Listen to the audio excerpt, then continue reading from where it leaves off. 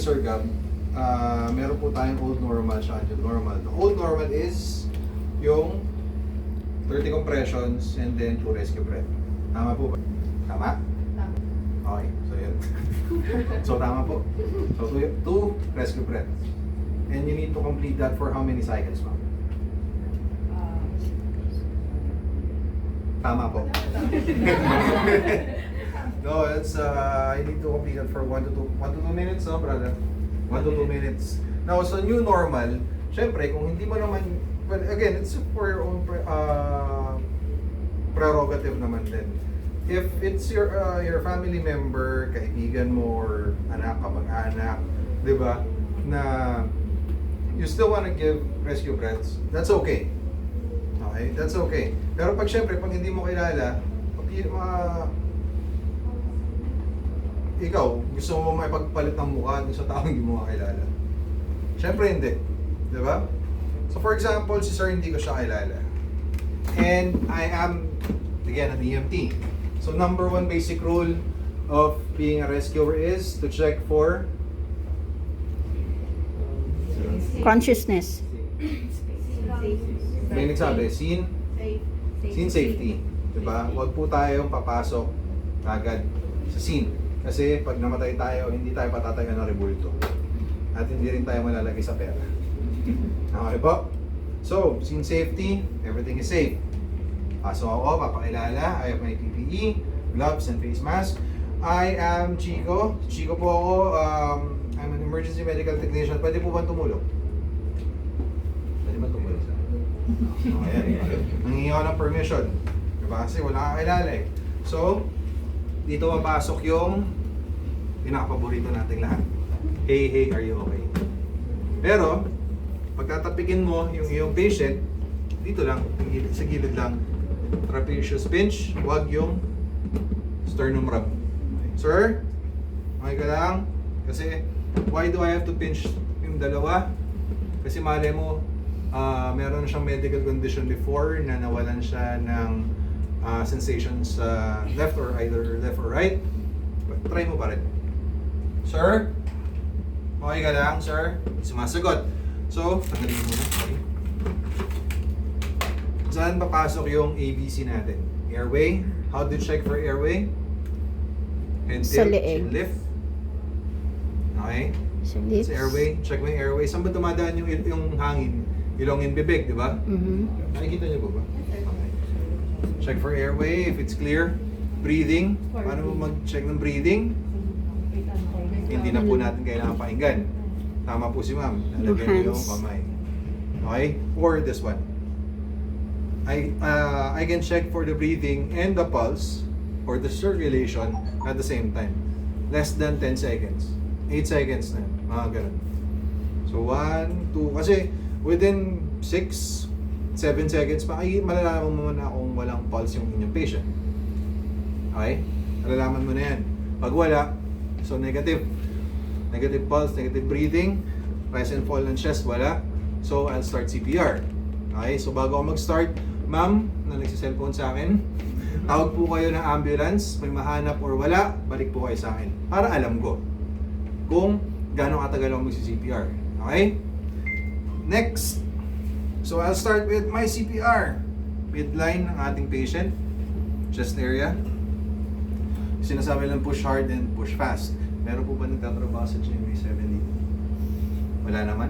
Again, katulad nga po na sinabi ni Sir Gab, hindi po yung 8-8. Okay? Hindi rin yung ulo. At mas lalong hindi po ito. Okay? Ma'am, tontawa. Facebook mo yan. Facebook mo yan. Doon mo nakita rin yan. Tama tayo. Hindi yung ganun. Okay? Hindi po ganun. Lock your shoulders and elbows. Intertwine your fingers. Okay? And then push hard and push fast. Sir, ilan? Kung hindi tayo magbibigay ng 2 rescue breaths. So, you need to do 5 cycles of 30 compressions. So, paano yun? Ma'am na tiga Red Cross, di ba po may kanta yun? Stay. Ano po yun? Yung sa ano? Staying alive, di ba? Sir. So, staying alive. Kakanta ka ba habang nag-CPR? In your mind lang. It's in your mind. So, staying alive. Sir, May yung bago one na po po. ngayon. Bago na po ngayon. Ano na sir? Jumbo hot to. Akala Joke ko lang. sir yung ano. So, 30 compressions. Tuloy-tuloy yan. So, 1, 2, 3, 4, 5, 6, 7, 8, 9, 10, 11, 12, 13, 14, 15, 16, 17, 18, 19, 20, 1, 2, 3, 4, 5, 6, 7, 8, 9, 1. Sir, yung dominant hand, tama po ba? Yung Yeah. po yung nasa ilalim. Kasi Either way. ikaw. Either way, as long as Either your way. elbows and your shoulders are locked in. Okay. Okay? So, sir, baka magtanong kayo, bakit ako nagbilang after ng 20, binalik ko sa 1? Right? Kasi pag tinuloy-tuloy ka 21, 22, pagdating sa 26, magkatabi na kami. And then, sir, bakit after nung 9-1 kagad? That means, natapos ko na yung first cycle. Okay? And I have to do, what? How many? 5 cycles. Hindi na po magre-rescue breath. Yun po yung new normal. Tuloy-tuloy. Okay? So after ng 30, another rounds. Another run. So for example, Nakapagod pala yun. 5, 6, 7, 8, 9, 1, 1. Ibig sabihin, balik ako sa 1. Right? Yung first one na sinabi ko, yun yung first cycle. Now, balik ako sa 1 ulit. 1, 2, 3, 4, 5, 6, 7, 8, 9, 10, 11, 12, 13, 14, 15, 16, 17, 18, 19, 20, 1, 2, 3, 4, 5, 6, 7, 8, 9, 2. Second That's your cycle. second cycle. I see. Kasi Okay sir, po. na-obserbahan ko lang, no, mabanggit ko lang, dun sa ng school sa amin, nung nag-100, di ba, 5, so yung 100, nung doctor switch, tas inano pa din po niya yung bread.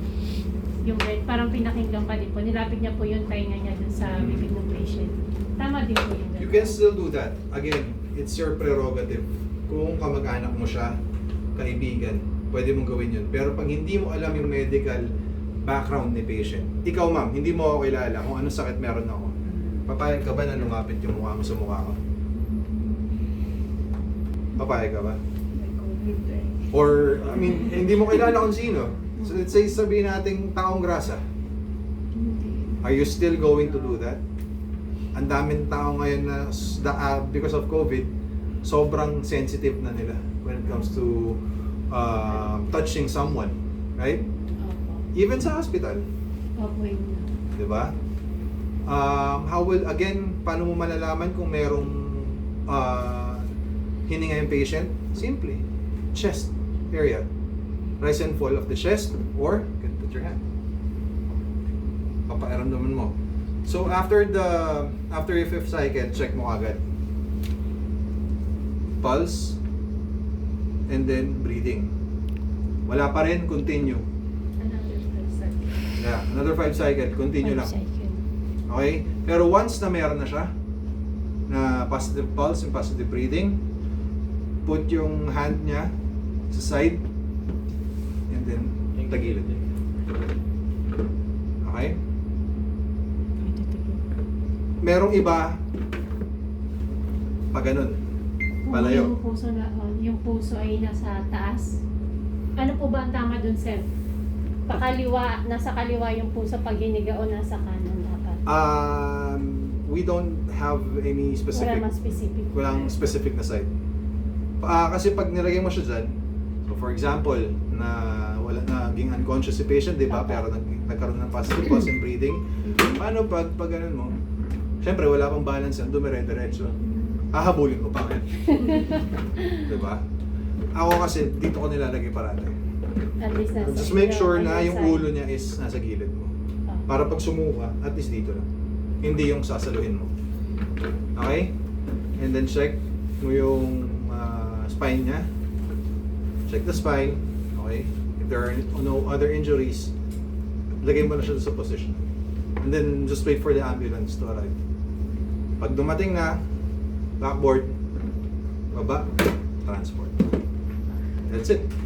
Questions? Sir, paano pag nag-seizure? Pag nag-seizure yung Patient. gilid lang siya. Okay?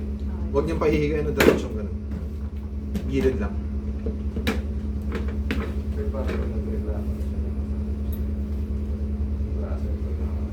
Lahat, May pain. well, yeah, for example, may injury siya dito. Obviously, syempre, hindi mo naman siya ipapatong sa palayo. Pero, mag-a-adjust ka na konti. ikaw yung mag-a-adjust para sa patient.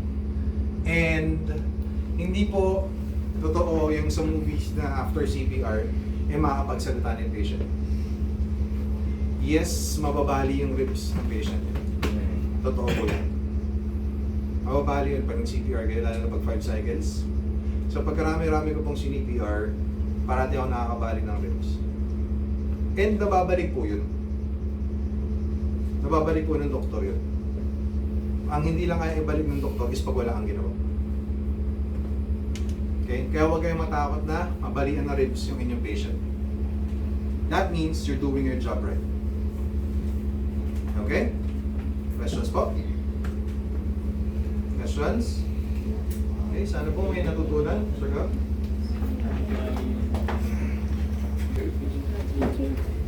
Question so far po.